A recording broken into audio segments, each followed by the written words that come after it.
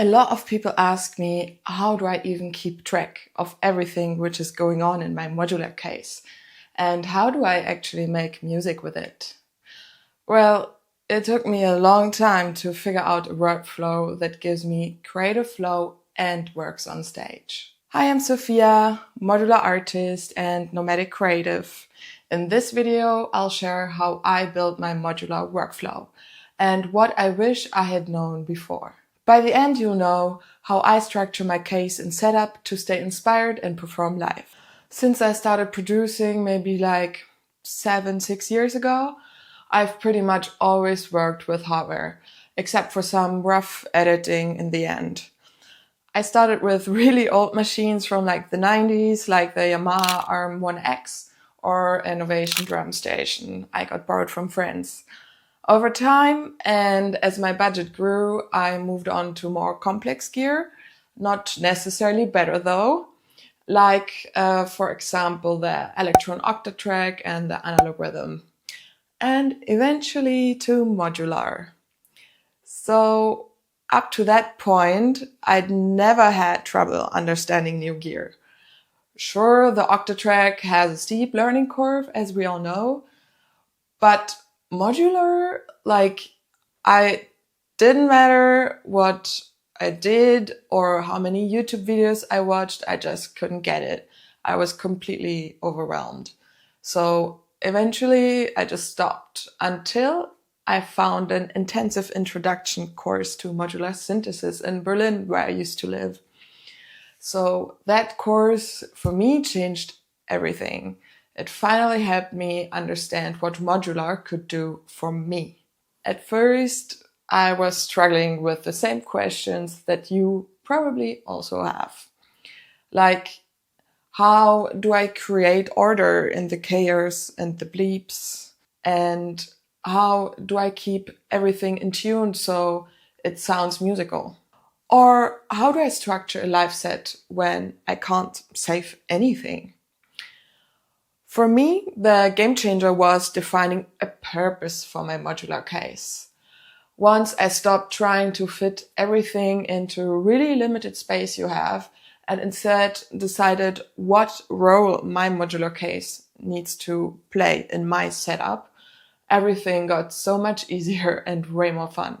Today, I mainly use an IntelliGel 7U performance case. When I travel abroad, I also sometimes just take like my small Coma Electronics, I think 96 HP case, because of airport and stuff. So in the beginning, I already had an Octatrack and an analog rhythm. So I didn't need my modular to be a sequencer or a sampler or a drum machine. But what I was missing were my synth voices. I used to have only desktop synths. They're huge and it was really comfortable to take somewhere to play live. So I was looking for something portable, versatile, and expressive, which in the end led me to a setup that actually supports my full creative range, not just techno or ambient. So here's what I chose. My main and favorite oscillator is the Piston Honda. It's a dual wavetable oscillator and it's a versatile digital textures machine as well, great for leads and atmospheres. For solid analog bass foundation, I usually use the Dixie. The N-rings give me some organic textures and kind of an acoustic feel with the pluggy sounds it offers. And the classic, the Morphogene, I use for more experimental textures and granular magic. I love to put it together with a mimeophone.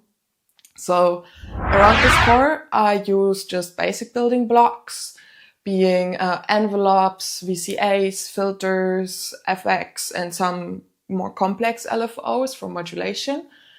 And it's simple on purpose because it helps me to stay in flow.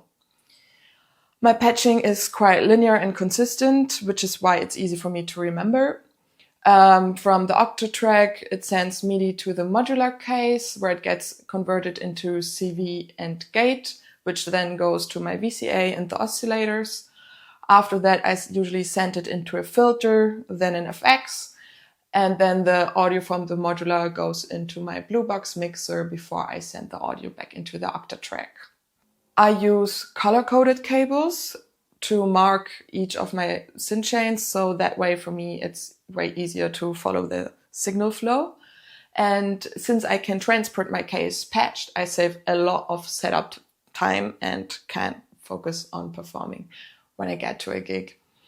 In fast-paced gigs, I don't repatch, but for slower sets like ambient, I might be repatching some modulation, but usually the chorus stays stable. One small tip before you change a key patch, don't forget to take a photo and quick notes. It will save you in live situations. I love harmonically rich music, but keeping modular in tune can be kind of tricky. Just one of my oscillators has a built-in tuner, but for the others, I simply use a guitar tuner. Just connect it, play a note, and adjust. Simple, cheap, and works. One thing you should also remember before tuning is that analog oscillators need to warm up before tuning, so just give them some time. Also pay attention that modular outputs are way hotter than regular synths, so be careful when connecting them to a mixer. Test your levels first. I use a 1010 Music Blue Box to handle the levels before sending the modular signal to the Octatrack. Also, don't expect your live modular set to sound as loud as mastered DJ tracks in a club. Adding a compressor definitely helps, but good ones are expensive, so know what's realistic. I like to keep my patches simple and using intentional modulation only, so I don't lose track of what's happening in my case, especially in a live situation. So the first minutes on stage are always the hardest anyway. This is when actually the nerves hit. But once you're in and overcome this, you're in and you're in flow. So there's no backing out. So just solution-oriented thinking. For example, one time I accidentally hit the octave switch on the Dixie and the bass line just jumped 5 octaves. And I thought it sounded terrible, but I also knew that if I would change it right now, people would even notice more that it was a mistake. So I just let it. And surprisingly, after the gig, people told me that it was their favorite part. So the audience often laughs what you think is a mistake. Just embrace the moment, and flow usually beats perfection. If I were starting modular today, this is what I tell myself. Decide what you want your modular to do for you first. Don't get lost in the rabbit holes of countless modules and manufacturers without a purpose. If you want musicality, choose simplicity over complexity first. Build a simple voice chain first, like oscillator, VCA, filter, envelope, FX. If you need inspiration, study the signal flow of classic synths. It can save you a lot of time. And take notes, especially performance notes.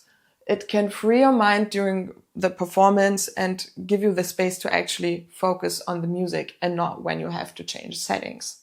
What's the hardest part of your modular workflow? I'd love to hear about it in the comments below. And if you want more modular and creative live content, hit subscribe and join me on this journey.